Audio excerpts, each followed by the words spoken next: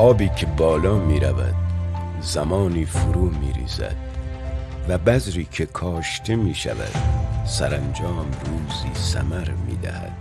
سالهای فراوان زندگی به من آموختند که در عالم هر چیز حساب و کتاب دارد. نمی توانم باور کنم که کارهای انسان از این قاعده مستثنا باشد.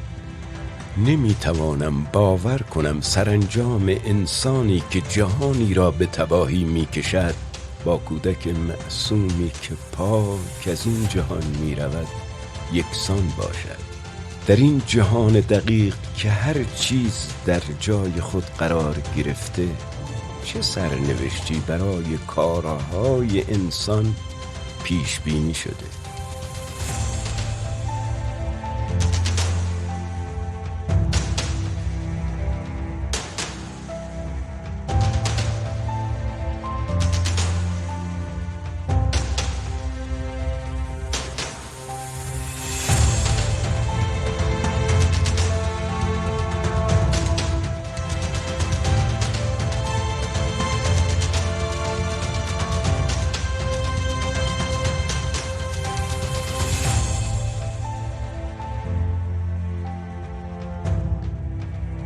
در قسمت اول این مستند دیدیم که دکتر رستگار بر اساس آیات قرآن و پیشرفته ترین دستاوردهای دانش نوین بشری به بررسی وجود جهان آخرت به موازات جهان ما پرداخت. در این قسمت از مستند به چگونگی ساختار طبقات بهشت و جهنم بر اساس آیات قرآن می‌پردازیم. دکتر رستگار معتقد است که قرآن خلقت جهان آخرت را همانند خلقت جهان کنونی می‌داند. در روز قیامت دو شیپور نواخته می شود. در شیپور نخست در اثر افزایش جرم ذره بنیانی هیگز یک فروپاشی بزرگ روی می دهد و سپس یک مهبانگ دیگر که جهان جدیدی را خلق می کند. روزی که زمین به غیر این زمین و آسمانها تبدیل می گردد. همان 6 دوره تکامل مجدداً در این جهان جدید اتفاق می‌افتند و زمینی شکل می‌گیرد که انسان‌ها حیاتی مشابه وضعیت کنونی دارند. قرآن زمان این خلقت مجدد را 50,000 سال ذکر می‌کند که هر روز آن معادل 1000 سال زمین است. از ضرب کردن آنها در 355 روز سال قمری به عدد 17.75 میلیارد سال میرسید. این عدد به طرز شگفت‌انگیزی به عمری که دانشمندان ما برای جهان کنونی ما محاسبه کردند، یعنی 14 میلیارد سال نزدیک است. اما یک سوال اساسی آن است که اگر بهشت و جهنم روی سیاره‌ای مشابه زمین برپا شود، چگونه ممکن است که برخی انسان‌ها از زندگی در آن لذت ببرند و دیگران عذاب بکشند؟ انسان‌ها روی زمینی مشابه زمین کنونی زنده میشن و برای حسابرسی آماده میشن. اما تفاوت‌ها میان بهشت و جهنم بعد از دادرسی نمایان میشه. زمانی که گروهی از مردم به دوزخ و دسته دیگه به بهشت سوق داده میشن. این دنیای مشابه زمین یک جهان موازی سطح دوم است که مقصد نهایی انسان‌ها نیست. اما در روز دادرسی میتواند به جهان موازی سطح سومی راه پیدا کند که جایگاه ابدی بشریت یا همان بهشت و دوزخ است. در این دنیای مشابه زمین که قرآن از آن به عنوان صحرای محشر نام برده، انسان‌ها به سرعت سر از خاک برمی آورند و برای حسابرسی آماده می شوند.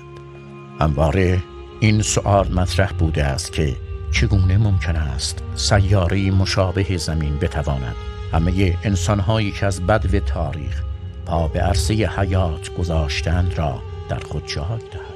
دکتر رستگار برای درک این ابهام الگویی متفاوت از آنچه تاکنون در مورد بهشت و جهنم میپنداشتیم را پیشنهاد می‌دهد. الگویی بسیار عجیب و شگفت‌انگیز. قرآن محل نهایی زندگی بهشتیان و دوزخیان را همین زمین نمیدونه و بیان میکنه که وسعت بهشت در آخرت به اندازه تمام گیتیه. بر اساس آیات قرآن تفاوت میان بهشتیان و دوزخیان در توانایی فیزیکی اونهاست، به طوری که بهشتیان میتونن به همه جای عرصه جهان آخرت سفر کنند، اما دوزخیان در بند و اسیر نیروهای غیرقابل گریز هستند. و بهشتی که پهنه آن مانند پهنه آسمان و زمین است و برای کسانی که به خدا و رسولانش ایمان آورده اند آماده شده است. با این دیدگاه میتوان گفت که بهشتیان درست مانند پرنده‌ای خواهند بود که میتوانند به هر کجای گیتی پرواز کنند. اما مشکل آنجاست که حتی اگر بهشتیان با سرعت نور هم پرواز کنند، فقط قادر به دیدن جزء بسیار کوچکی از گیتی خواهند بود. وسعت بهشتی که نشود به اقصا نقاط آن سفر کرد و یا ناچار باشند زمان بسیاری را برای سفر به جای جای آن صرف کنند، برای بهشتیان چه فایده‌ای دارد؟ آیا از نظر علمی داشتن توانایی پرواز با سرعتی بالاتر از سرعت نور امکان پذیر است؟ بیایم برگردیم به دنیای صفحه‌ای تا واسهتون مثالی بزنم. آدم‌های دو بعدی که روی این صفحه از کاغذ زندگی می‌کنن برای رفتن به این خونه‌ها باید فاصله زیادی رو طی کنن. اما من که در دنیای سه بعدی زندگی می‌کنم میتونم با استفاده از بعد سوم این فاصله ها رو کم کنم. خیلی راحت، فقط با استفاده از خم کردن کاغذ. در واقع من در دنیای اونا فضا رو خم کردم و فاصله ها رو کم کردم. جالبه نیست؟ بر اساس این نظریه بهشتیان صاحب نیروهایی می شوند که آنها را از محدودیت زمان و فضا آزاد می کنند. یک انسان بهشتی می تواند به هر کجای گیتی که تمایل دارد برود و به هر کهکشانی که دوست دارد سر بزند. انفجار سوپرنواها را از نزدیک تماشا کند. چگونگی تشکیل منظومه ها را ببیند و در هر سیاره‌ای که دلش می خواهد فرود بیاید و زندگی کند. در جهان ما میلیاردها میلیارد سیاره وجود داره که بدون شک بسیاری از اونها میتونن به زیستگاهی بی‌نظیر برای بشر تبدیل بشن. سفر به این جهانهای دوردست آرزوی دیرینه بشر بوده. سفری که همواره غیر ممکن به نظر میرسیده. اما دانش امروز امیدهایی رو زنده کرده که مثل داستانهای علمی تخیلی میمونه. نزدیکترین سیارات کهکشان‌های نزدیک آنقدر با ما فاصله دارند که اگر انسانی بخواهد در طول عمر خود به آنها برسد باید سرعتی بیش از سرعت نور داشته باشد. رسیدن به چنین سرعتی غیر ممکن است. اما دانشمندان بر اساس دو نظریه این سفر را محتمل می‌دانند. نخستین نظریه سفر به وسیله کرمچاله هاست. آلبرت اینشتین دریافت که فضا و زمان در اثر وجود جرم و انرژی انحنا پیدا می کند. اگر تصور کنیم که جهان ما در اثر جرم عظیم کهکشان‌ها به شکل پوسته یک سیب در آمده و سفینه ما یک کرم است که می خواهد از نقطه‌ای به نقطه دیگر سفر کند، دو راه وجود دارد. نخست، گذشتن از مسیر بسیار طولانی روی پوسته و دوم، سوراخ کردن پوسته و طی کردن یک راه کوتاه، راهی که به کرمچاله معروف است و از طریق آن میتوان به سرعت به فضاهای دوردست سفر کرد. گرچه تاکنون هیچ شاهدی بر وجود کرمچاله ها در جهان مشاهده نشده، اما کشف سیاه چاله ها امید به وجود آنها را افزایش داده است. میدانیم که سیاه چاله ها حفره هایی در دل فضا زمان می باشند و احتمال دارد که آنها تونل هایی باشند برای رسیدن به جهان های دیگر. اما به تازگی دانش مکانیک کوانتومی روش جالبتری نیز برای سفر به مکان های دوردست پیشنهاد کرده است. در گذشته نه چندان دور اگه من میخواستم این نامه رو به دست دوستم برسونم باید اونو پست میکردم و چند روز طول میکشید تا به دستش برسه. اما امروز میبینیم که روشی وجود داره که کار رو بسیار سریع کرده. با کمک تکنولوژی امروزی به راحتی میتوان یک تصویر را به اطلاعات تبدیل کرد و از طریق آنتن و ماهواره‌ها در کسری از ثانیه آنها را به هزاران کیلومتر دورتر فرستاد.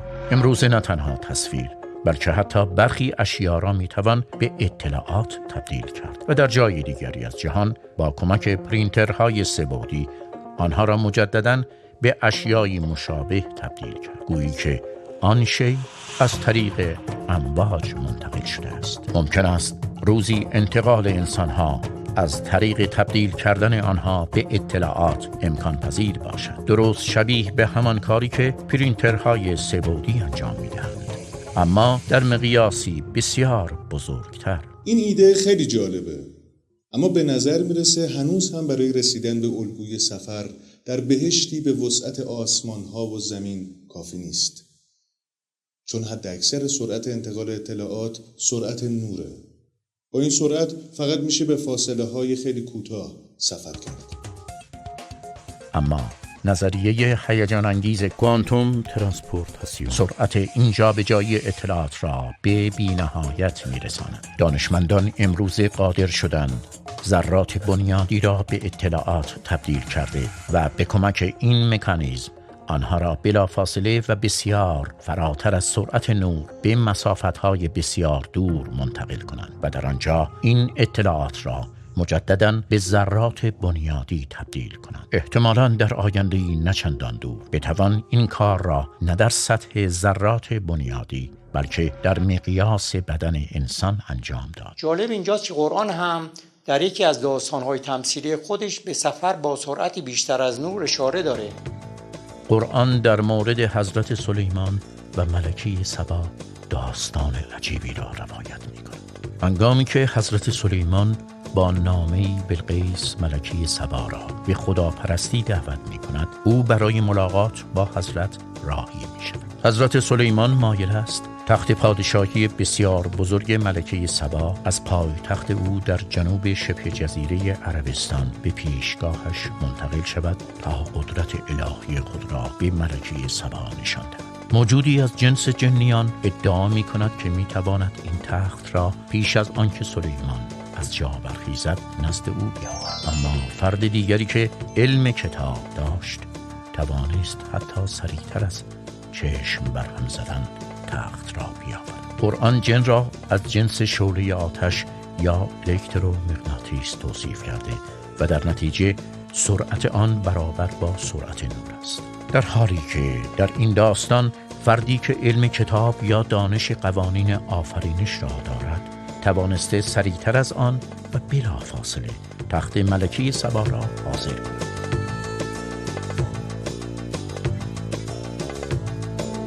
به توصیف قرآن در آخرت بهشتیان با علم به کتاب همانند عالم داستان سلیمان و ملکه سبا میتونن به هر کجای گیتی که مایل باشن سفر کنن و از زیباییاش لذت ببرن. میتونن به سیاراتی مشابه سیاره زمین که امکان سکونت در آنجا وجود داره رفته و در صورت تمایل در اونجا ساکن بشن.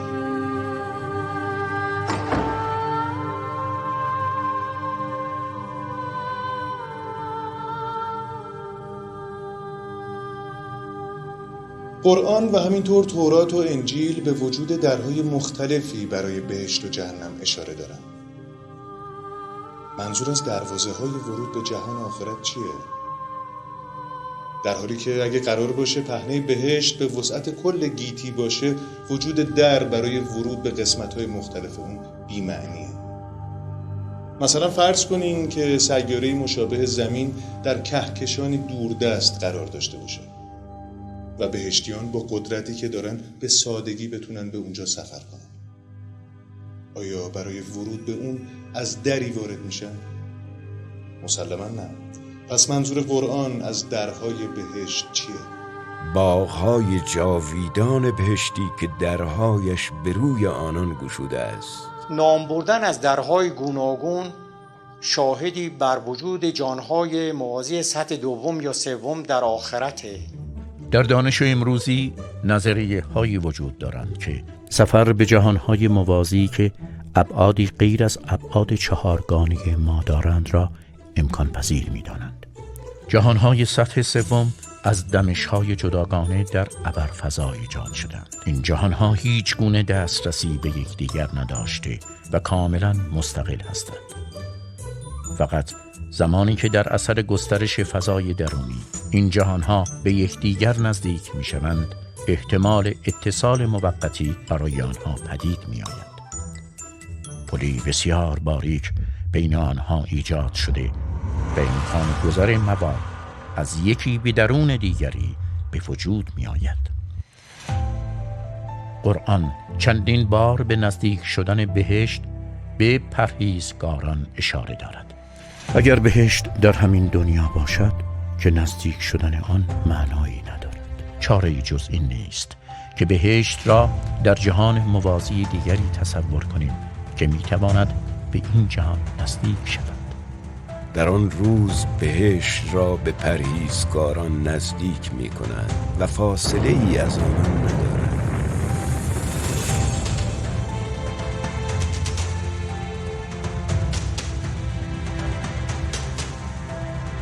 آیا این گذرگاه کوانتومی می تواند همان چیزی باشد که در قرآن و روایات به پلی به عنوان صراط تشبیه شده؟ عبور از این پل چندان ساده و بی خطر نیست. علت باریک بودن گذرگاه کوانتومی میان دو جهان موازی احتمال عبور مواد در اندازه‌ای بزرگتر از ذرات بنیادی وجود ندارد.